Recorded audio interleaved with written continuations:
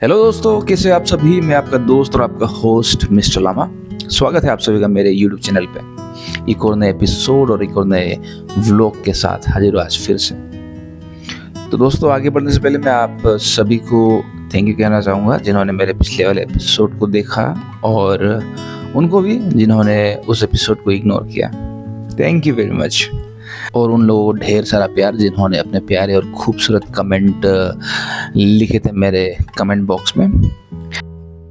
आपका कमेंट मेरे लिए बहुत ज़्यादा मायने रखता है और मुझे प्रेरित करता है और भी ज़्यादा मेहनत करने के लिए। तो थैंक यू वंस अगेन, आप सभी को ऐसे ही सपोर्ट करते रहिए। तो दोस्तों, just like the last time, आज का ये एपिसोड भी एक पोर्ट्रेट स्केचिंग वाली एपिसोड होने वाली है।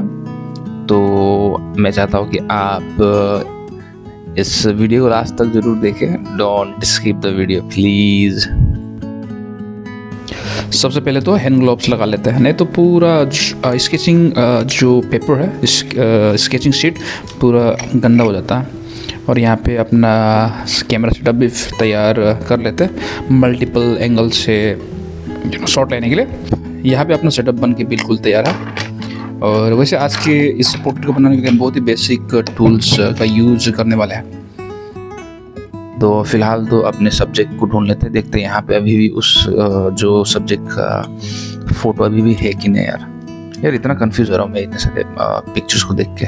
चलो भाई देखते हैं कहाँ पे यार। ये भी नहीं, ये भी नहीं, ये भी नहीं, ये भी नहीं, ये भी नहीं, ये भी नहीं। कहाँ है यार, जल्दी निकल भाई।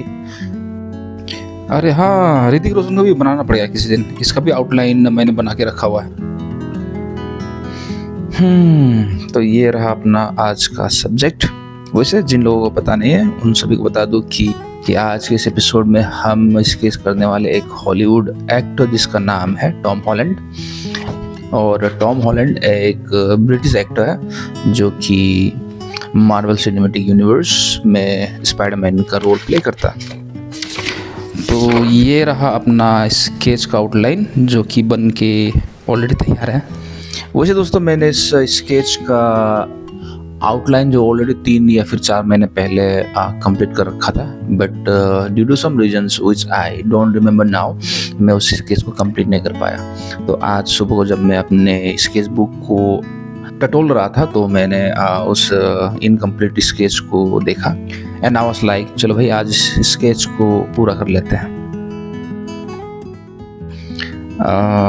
ऑलमोस्ट कंप्लीट ही हो रखा है इसका आउटलाइन जो। अब all I have to do is work on the detailings and settings. तो with that being said, let's start sketching. कहाँ से शुरू करूँ यार, बड़ा कंफ्यूज हो रहा हूँ मैं, कहाँ से शुरू करूँ। ये वीडियो बनाने के चक्कर में होता है इसका कंफ्यूजन।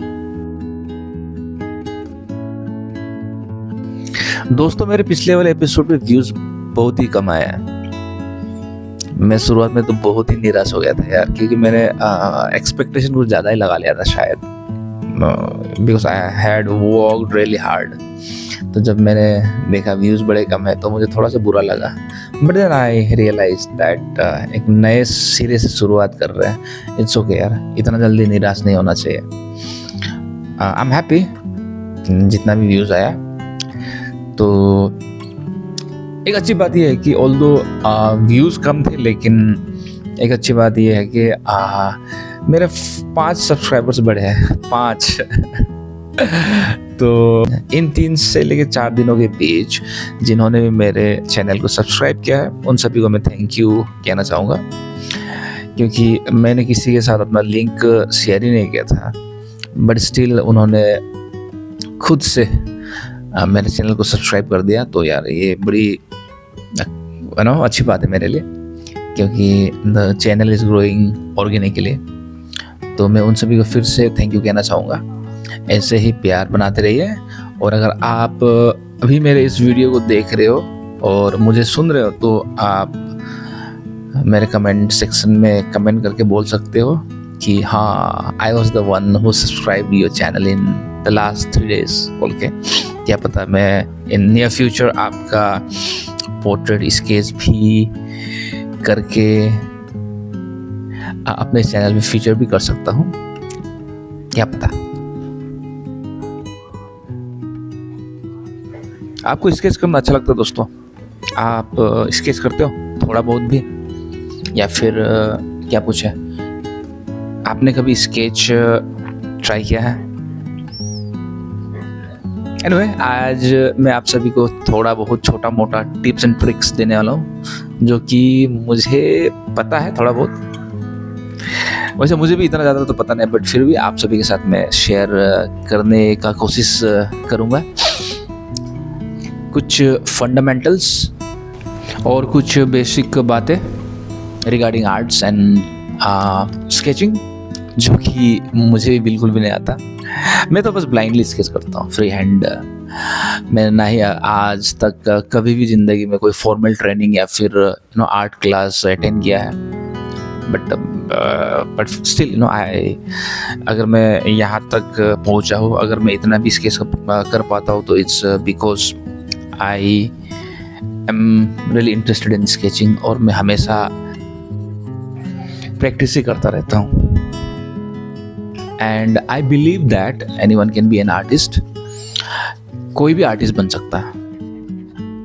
एक आर्टिस्ट बनने के लिए मेरा मानना है कि आपको पेशेंस की ज़रूरत है, जो कि मेरे में बिल्कुल भी नहीं है। क्योंकि यार सीरियसली मुझे जब भी मैं स्केच करता हूँ, जब भी मैं आर्ट करता हूँ, तो मुझे कुछ देर बड़ा मज़ा आता है, बड़े जोश में रहता हूँ मैं कुछ देर। बट आफ्टर 15 to 20 मिनट्स मेरा हालत ख़राब रहता है, टू बी ऑनेस्ट। उसके बाद मैं ज़बरदस्ती स्केच करता हूँ। इसीलिए शुरुआत के जो मेरे आर्ट जो होते हैं बहुत ही लाइक नेचुरल होते हैं, खूबसूरत होते हैं, बट आफ्टर दैट ज़बरदस्ती के चक्कर में मैं ढंग से बना ही नहीं पाता। तो what I saying that first thing that you need to be an artist is patience, and उसके बाद आपको डेडिकेशन की बहुत ही ज़्यादा ज़रूरत है, जो कि मैं ठीक ठाक दे रहा हूँ। और उसके बाद you need to work really hard. आपको रोज अभ्यास और प्रैक्टिस की ज़रूरत है। आप जितना स्केच करोगे उतना ही नए नए आइडियाज़ आप सीखते रहोगे। And also you have to go through YouTube tutorials and all. मैंने आज तक जितने भी सीखे लाइक जस्ट इन रिसेंट कुछ सालों में मैंने जो भी सीखे हैं, वो सारे यूट्यूब ट्यूटोरियल से ही सीखे हैं मैंने आज तक।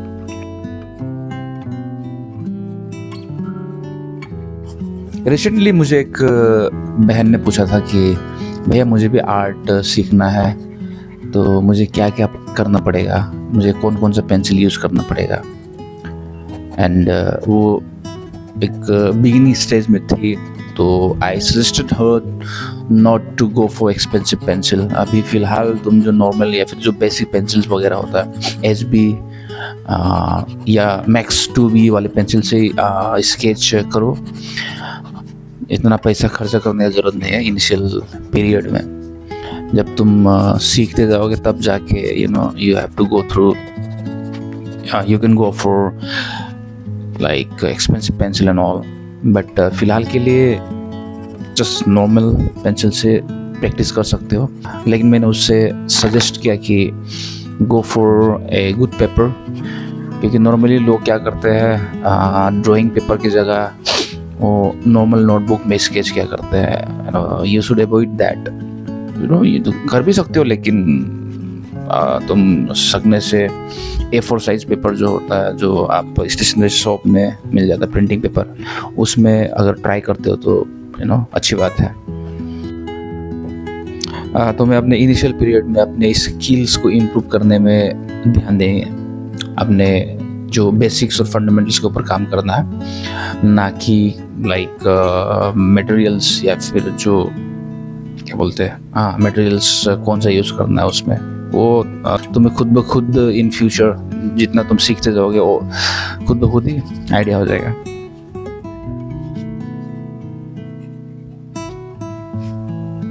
यार थक गया, अब थोड़ा सा बोरियत फील हो रहा है। एनीवे, अगर आप यहाँ तक बने हुए हो तो लास्ट तक भी रहिए द फाइनल रिजल्ट को देखने के लिए। पता नहीं ये स्केच मुझे टॉम हॉलैंड का कम लेकिन मैट डेमन का ज़्यादा लग रहा है। मैट डेमन भी एक हॉलीवुड एक्टर है, तो पता नहीं उसका ऐसा लग रहा है, बट कोई नहीं यार। ये शुरुआत में तो ऐसा होता है, ये थोड़ा सा प्रोपोर्शन में मैंने थोड़ा बहुत गलती कर दिया, for that reason. But trust me guys, trust the process, by the end of this episode सब कुछ ठीक हो जाएगा।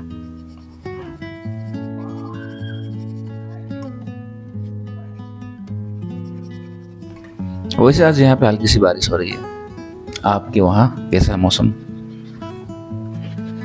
दुनिया इतना बड़ा नहीं है, शायद आपके वहाँ भी बारिश ही हो रही होगी। ऐसा लगता है जैसे मॉनसून स्टार्ट हो चुका है फाइनली। पहले समर आता है या फिर पहले मॉनसून आता है, मुझे तो याद ही नहीं रहता यार मॉनसून कौन सा महीना में आता है, समर कौन सा महीना में आता है, क्योंकि आजकल पहले के कंपैरिजन में आजकल थोड़ा सा चेंज हो रखा है टाइमिंग जो है, और मैंने कभी ध्यान ही नहीं दिया कि मुझे बस यही याद रहता है कि नवंबर से लेके जनवरी तक सर्दियों का मौसम रहता है, दैट्स ऑल। पिछले साल मार्च के महीने में मैं तवांग गया था यार, बड़ा ही खूबसूरत जगह है तवांग, और मैं कल या फिर परसों को फिर से निकल रहा हूँ तवांग।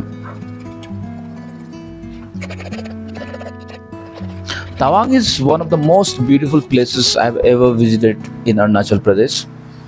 मुझे अरुणाचल प्रदेश में सबसे अच्छा और खूबसूरत लगा मेचुका, उसके बाद तवांग और डोंग वैली। अनिनी तो मैं अभी तक गया नहीं फिलहाल, लेकिन मैंने कई सारे लोगों से सुना है कि अनिनी भी बहुत ज़्यादा खूबसूरत है, तो I am planning to go to Anini in near future. देखते हैं, वैसे अभी प्लान तो नहीं है, बट इन फ्यूचर अनिनी जरूर जाएंगे। एक अनिनी ही बचा हुआ है अरुणाचल में। वैसे आपको घूमना अच्छा लगता है दोस्तों? मुझे तो बड़ा अच्छा लगता है। मेरा हमेशा से सपना था कि मैं अरुणाचल के जितने भी खूबसूरत जगह है सभी को कवर कर लूँ बोल के, और मैंने किया भी। एंड इन नियर फ्यूचर में फिर से उन सभी जगह को दोबारा विजिट करना चाहूँगा। सभी को तो नहीं, बट कुछ है गिने चुने, उन जगह को मैं फिर से दोबारा विजिट करना चाहूँगा। देखा, मैंने कहा था ना 21-22 का ही बस फर्क है, सेटिंग करके सब कुछ मिला देंगे यार। Always trust the process. वैसे पोर्ट्रेट स्केच करने के लिए कई सारे टेक्निक्स होते हैं, मेथड आप बोल सकते हो। उनमें से एक मेथड है फ्री हैंड मेथड, जो कि मैं हमेशा यूज़ करता हूँ। नो सर पैर, जहाँ से नो टेक्निक, बस सब्जेक्ट को देखो उसके बाद बनाओ। और दूसरा एक होता है लूमीज मेथड, जिसमें आप सर्कल बना के एक मेजरमेंट लेते हो, उसके बाद उसी हिसाब से बनाते हो। मैंने भी कई बार ट्राई किया था लूमीज मेथड, बट मेरे से नहीं हुआ। मैंने शायद पिछले वाले एपिसोड में भी आपसे भी बताया था। तो लूमीज मेथड हो गया, फ्री हैंड मेथड हो गया, कई सारे मेथड्स हैं, बट मुझे मैं सिर्फ 2 मेथड्स के बारे में जानता हूँ। और भी मेथड के बारे में जानता था, सुना था मैंने, बट अभी एग्जैक्टली मुझे याद नहीं आ रहा। तो या इस स्केच को मैं फ्री हैंड मेथड यूज़ करके स्केच कर रहा हूँ। शिट, क्या बोल रहा हूँ मैं? इस पोर्ट्रेट को मैं फ्री हैंड मेथड यूज़ करके ही स्केच कर रहा हूँ। यार चेहरे में पूरा 1.5 से 2 घंटे लग गए यार, 1.5 घंटे से ज़्यादा लग गया शायद। और अब इसके जो कपड़े के ऊपर काम करना पड़ेगा थोड़ा बहुत, उसके बाद I will be done.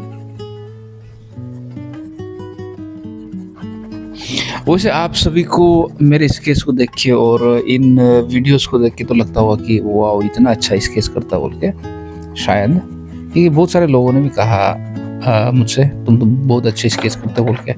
But honestly speaking मुझे नहीं लगता मैं एक बहुत ही अच्छा आर्टिस्ट हूँ। I am just learning. मुझ में भी बहुत सारी कमियां हैं जिसको मैं सुधारने का कोशिश कर रहा हूँ। कभी कभी तो सोचता हूँ ऑनलाइन कोर्स ही कर लो बोल के, लेकिन फिर अच्छा भी नहीं लगता यार, अभी टाइम भी नहीं है मेरे पास इतना। इंस्टेड ऑफ ऑनलाइन कोचिंग करने की जगह मैं खुद ही प्रैक्टिस करूँ बोल के सोचता हूँ मैं। अब मैं यार बोर हो रहा हूँ लिटरली। अब जल्दी से जल्दी इसके कपड़े को स्केच करना है, उसके बाद I have to end up this video.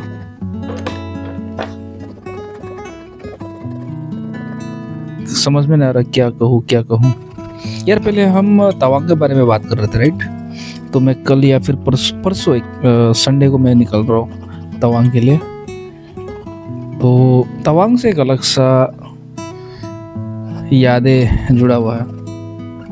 इस like I said, last year में मार्च के महीने में गया था, तो इस बार भी मार्च के महीने में फिर से जा रहे हैं। तो मैंने कल जाके अपने बाइक को पूरा मरम्मत करवा लिया और अब बाइक बिल्कुल ही तैयार है तवांग के इस राइड के लिए। चलो भाई चलते हैं और पुरानी यादें फिर से ताज़ा करते हैं। डोंग वैली से वापस आने के बाद मैं कहाँ गया था? कहीं भी नहीं गया शायद मैं। नहीं, एक बार तेजू गया था। तेजू तो बस यहाँ से ज़्यादा दूर नहीं है, बट इट्स ओके। मज़ा आता है यार राइड करने में।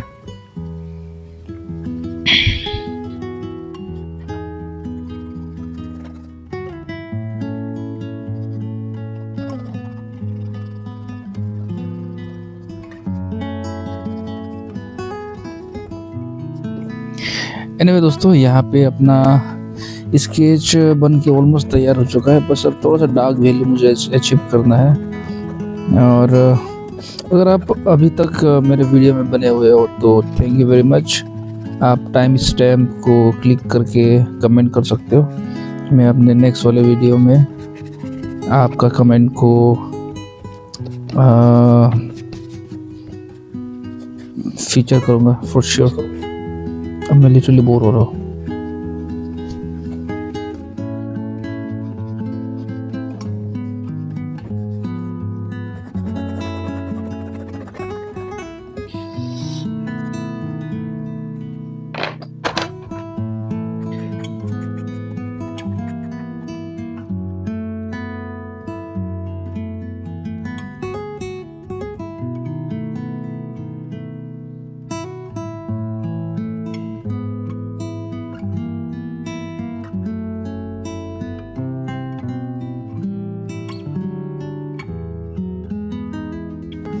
तो दोस्तों, ये है अपना फाइनल आउटपुट। अब लग रहा है जाके फाइनली थोड़ा बहुत टॉम हॉलैंड के जैसा।